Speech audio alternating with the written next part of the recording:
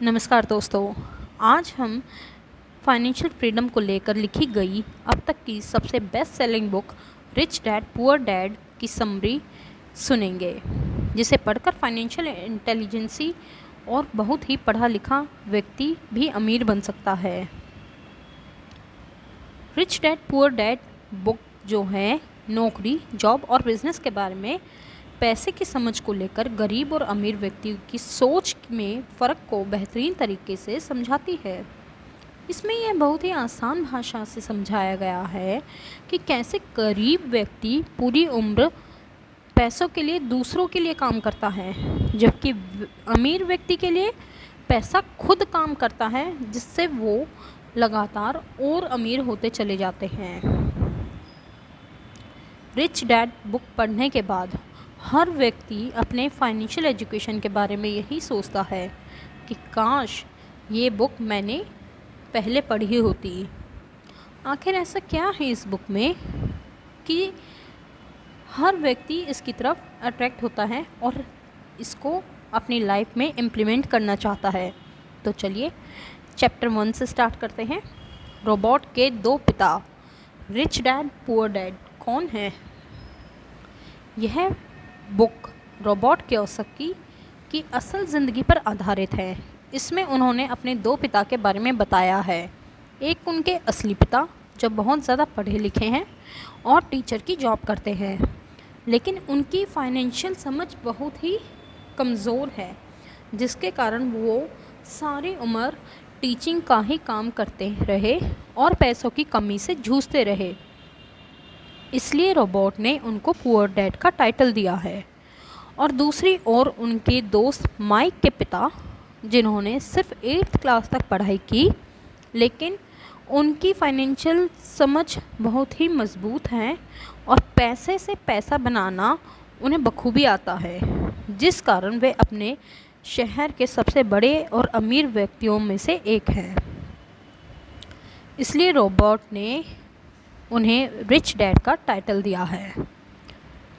Chapter 2 rich dad poor dad में सोच का अंतर।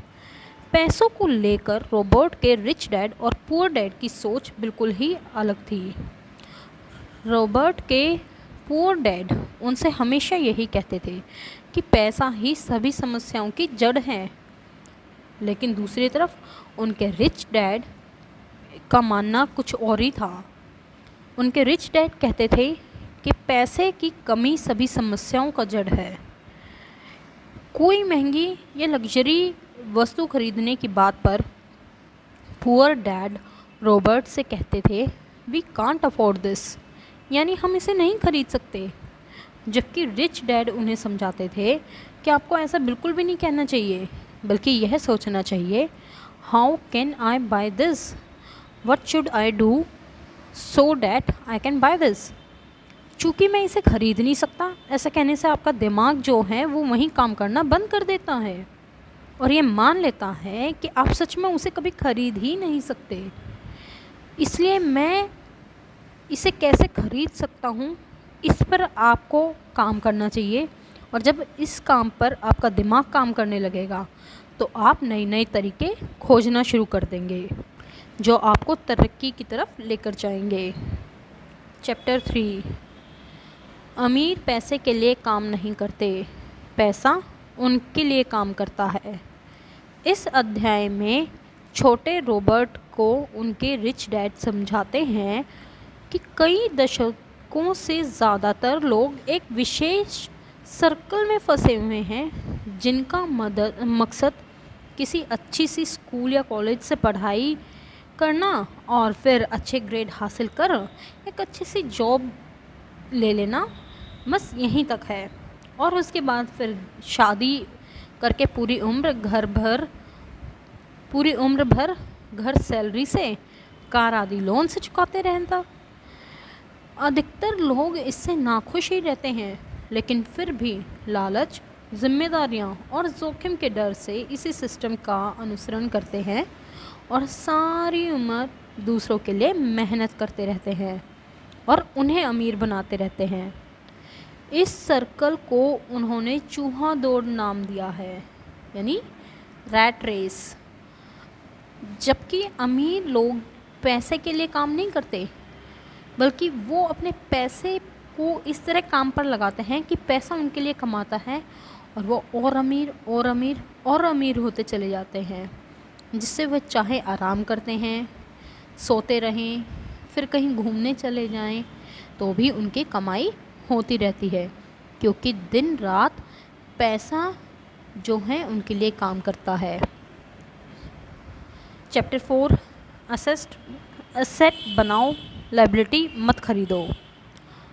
एसेट एक ऐसी चीज़ है जो आपकी जेब में पैसे भरती है, यानी आपको पैसा कमा कर देती है, और लायबिलिटी यानी देनदारी एक ऐसी चीज़ है जो आपकी जेब से पैसे खींचती है, यानी आपकी खर्च बढ़ाती है।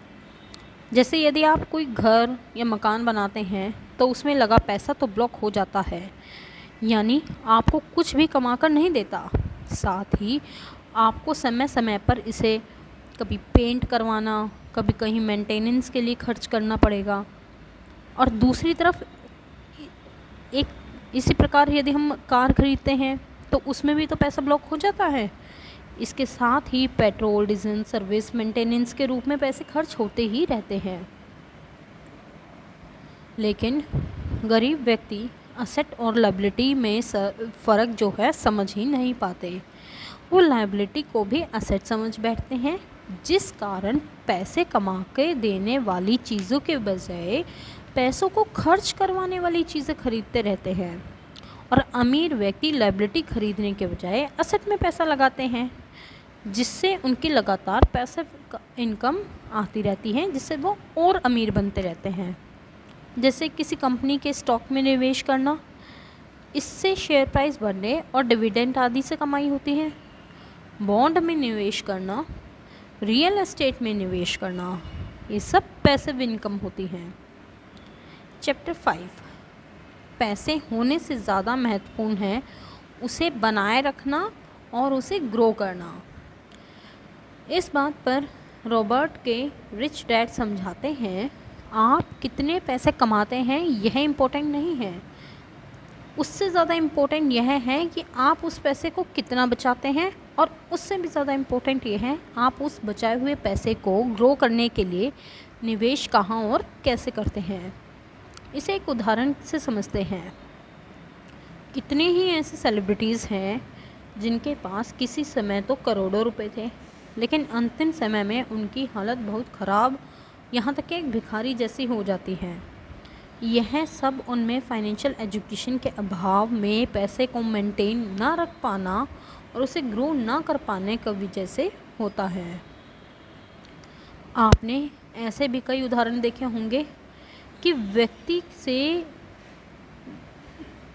एक बहुत बड़ी गलती होती है, जो लॉटरी व्यक्ति करोड़ों लाखों रुपए की जीत जाते हैं, लेकिन कुछ वर्ष बाद वो फिर से अपनी पुरानी गरीबी हालात में आ जाते हैं। इसलिए महंगाई को पीछे छोड़ने के लिए, महंगाई से लड़ने के लिए पैसे को ग्रो करना बहुत ज़रूरी है। चैप्टर 6, टैक्स सिर्फ गरीब और मिडिल क्लास के लिए है। इस लेसन में रॉबर्ट को उनके रिच डैड टैक्स के बारे में समझाते हुए कहते हैं कि शुरुआत में इनकम टैक्स को गरीब और अमीर में फ़र्क मिटाने के लिए लागू किया गया था। पहले सिर्फ अमीर लोग ही टैक्स भरते थे। इस प्रकार से प्राप्त टैक्स को गरीबों की सुविधा के लिए उपयोग किया जाता था, लेकिन यह धीरे धीरे मिडिल क्लास टैक्स और गरीब लोगों पर लागू होने लगा। और आज के समय तो एकदम ही उल्टा हो गया, यानी अब सिर्फ मिडिल क्लास और अपर मिडिल क्लास लोग ही टैक्स भरते हैं, क्योंकि अमीर लोग चालाकी और दिमाग का इस्तेमाल करके खुद को टैक्स भरने से बचा लेते हैं, या यूँ मानिए बहुत ही कम, ना के बराबर टैक्स भरते हैं। क्योंकि सभी सरकारें, सरकारी और गैर सरकारी, मिडिल क्लास और गरीब लोग अपनी ग्रोस सैलरी पर टैक्स सबसे पहले भरते हैं और फिर टैक्स भरने के बाद बचे पैसे का उपयोग अपनी सुख सुविधा और ज़रूरतों को पूरा करने में लगाते हैं। लेकिन अमीर लोग अपनी सुख सुविधाओं और शौक़ को पहले पूरा करते हैं, जिसे वे अपने बिजनेस खर्च में जोड़कर दिखा देते हैं और फिर अपने सारी ज़रूरतों को पूरा करने के बाद शेष बचे पैसे पर टैक्स भरते हैं। चैप्टर 7, अपने काम से काम रखो। जब किसी व्यक्ति को उसकी पसंद की जॉब मिलती है तो वह पूरी उम्र उसी को करने का मन बना लेता है और फिर अपनी सारी ज़िंदगी उसी में ही बिता देता है। इसके बारे में रिच डैड रॉबर्ट को समझाते हैं, अगर कोई भी व्यक्ति चाहे तो वह जॉब के साथ साथ कोई अन्य काम भी कर सकता है और बिना अपनी जॉब छोड़े वो अन्य बिजनेस के सहारे एक बहुत बड़ा इंसान बन सकता है। इसका एक ऐसा उदाहरण हम लेते हैं। आप दुनिया के सबसे बड़े फूड चेन मैकडॉनल्ड्स को तो जानते ही हैं, क्योंकि अधिकतर व्यक्ति सोचते हैं मैकडॉनल्ड्स का प्रमुख बिजनेस फूड चेन का है, लेकिन असल में उनका जो मेन बिजनेस है रियल एस्टेट का है। क्योंकि अगर किसी भी व्यक्ति को मैकडॉनल्ड्स की फ्रेंचाइजी लेता है तो उसे फ्रेंचाइजी के साथ उस लैंड का भी भुगतान खुद ही करना पड़ता है।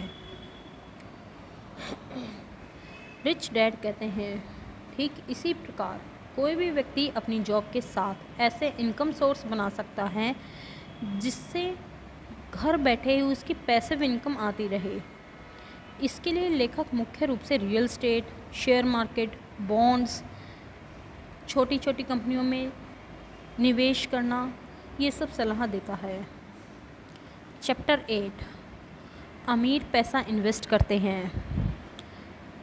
इस चैप्टर में रिच डैड रॉबर्ट को यह समझाते हैं कि अमीर लोग पैसे को सिर्फ कमाते ही नहीं बल्कि उसे इन्वेस्ट करते हैं। उदाहरण के लिए जेफ बेजोस अमेज़ॉन के मालिक, मार्क जुकरबर्ग फेसबुक के मालिक, बिल गेट्स माइक्रोसॉफ्ट के मालिक और एलन मास्क टेस्ला के मालिक ऐसे बिजनेस आइडिया को लेकर आए जो दुनिया में पहले से मौजूद थे ही नहीं, और आज ये इन्हीं की बदौलत दुनिया के सबसे अमीर लोगों में अपना नाम दर्ज कर चुके हैं। इससे पहले कि मार्केट में संभावित इस प्रकार के बिजनेस अवसरों को कोई और व्यक्ति समझ पाता, इन्होंने इनकी पहचान करी और उन पर काम करना शुरू कर दिया और बेशुमार पैसा कमाकर दुनिया के सबसे अमीर व्यक्तियों में अपना नाम दर्ज करवा लिया। एक तरह से सीधे शब्दों में कह सकते हैं, इन्होंने पैसा कमाया ही नहीं बल्कि पैसे को इन्वेस्ट किया, यानी एक नए प्रकार के बिज़नेस का इन्होंने इन्वेंशन किया।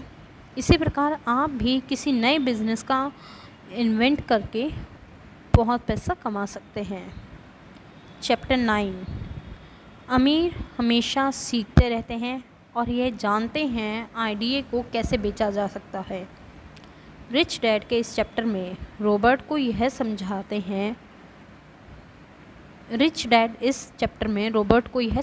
हैं कि अमीर लोग हमेशा सीखते हैं और ख़ुद को बिज़ी रखते हैं, जिस कारण वे यह अच्छे से जानते हैं कि अपने आइडियाज़ को, अपने प्रोडक्ट्स और सर्विसेज को लोगों के बीच कैसे बेचा जाए।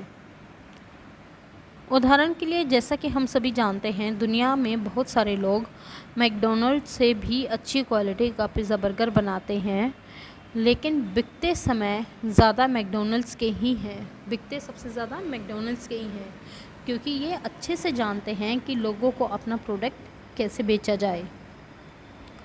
इसी प्रकार देश का ही उदाहरण देख लीजिए। लोग आशीर्वाद और राजभोग जैसे आटे से ज़्यादा शुद्ध और अच्छी क्वालिटी का आटा बना सकते हैं, लेकिन मार्केट में सबसे ज़्यादा ख़रीदारी इन्हीं की होती है। तो दोस्तों, आज की ये बुक आपको कैसी लगी नीचे कमेंट में ज़रूर लिखिएगा। इस ऑडियो बुक में रीड करते वक्त थोड़ी मिस्टेक्स हुई हैं, please avoid that. I will try my best to improve it. इस बुक को ख़रीदने के लिए नीचे दिए गए लिंक पे आप क्लिक करके इसे हिंदी और इंग्लिश दोनों वर्जन में ले सकते हैं। अगर समरी पढ़ के आपको ये बुक अच्छी लगे तो पूरी बुक ज़रूर पढ़ना, उसके लिए नीचे डिस्क्रिप्शन से आप परचेज़ कर सकते हैं। Thank you.